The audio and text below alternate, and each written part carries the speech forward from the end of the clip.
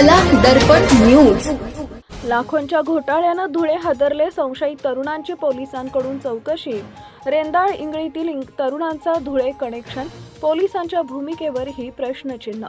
धुळे शहरात उघडकीस आलेल्या लाखो रुपयांच्या आर्थिक घोटाळ्यानं मोठी खळबळ उडाली आहे। या प्रकरणाचा तपास करण्यासाठी पोलिसांनी हालचाली वाढवल्या असून घोटाळ्याचे धागेदोरे रेंदाळ व इंगळीपर्यंत पोहोचल्याची माहिती समोर येते।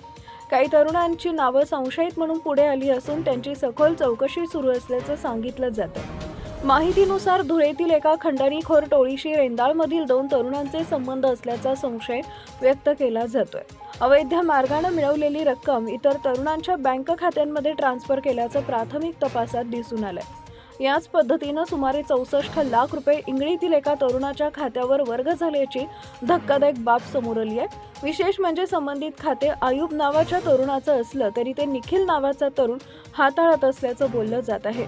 तसेच मोठ्या रकमेचा धनादेश रेंदाळमधील राहुल नावाच्या तरुणाकडून पोलिसांनी जप्त केल्याची माहिती आहे। या सर्व व्यवहारामुळे घोटाळ्यांची व्याप्ती मोठी असण्याची शक्यता व्यक्त केली जाते।